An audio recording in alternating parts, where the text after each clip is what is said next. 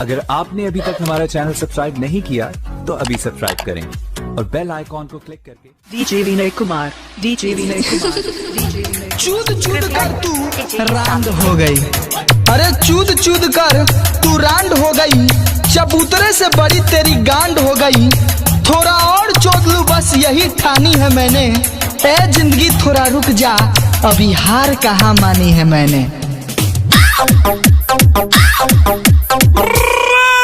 होकर खपायूं बेदर्दी मेरे दिल से न तुम खेलो। अरे होकर खपायूं बेदर्दी मेरे दिल से न तुम खेलो। पैसे दूंगा रिचार्ज करवाऊंगा, तुम बस मुंह में ले लो।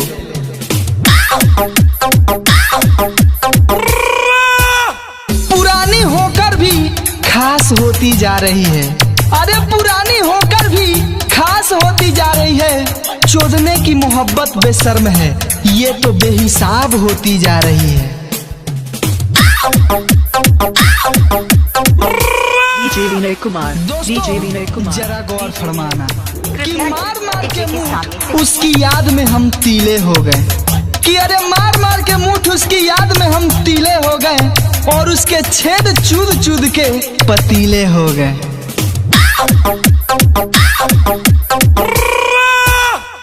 तोप है बनी हुई कुर्तियां तनी हुई।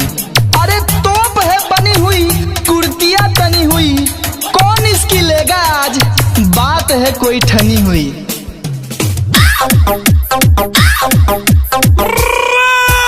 दोस्तों जरा गौर फरमाना, उसकी याद में रातें इस तरह कट रही है। यारे उसकी याद में रातें इस तरह कट रही है कि सुबह सुबह खड़ा होने से मुठ की धार भी मीटर दूर जाकर पड़ी रहती है।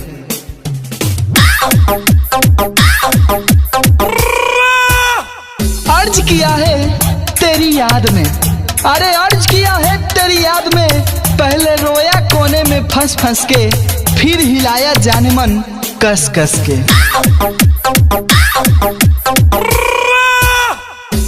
अब एक कमीने दोस्तों जरा ध्यान से सुनना, क्या करेगा साम दाम दंड भेद।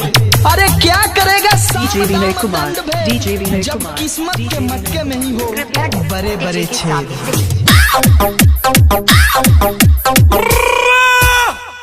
कुछ लड़के इतने निकम्मे होते हैं। अरे कुछ लड़के इतने निकम्मे होते हैं कि लड़कियों की चूची देख के बता देते हैं कौन किससे सेट है।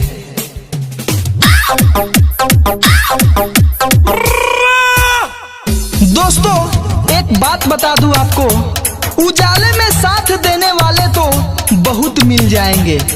अरे उजाले में साथ देने वाले तो बहुत मिल जाएंगे, पर हमें वो चाहिए जो अंधेरे में भी दे दे।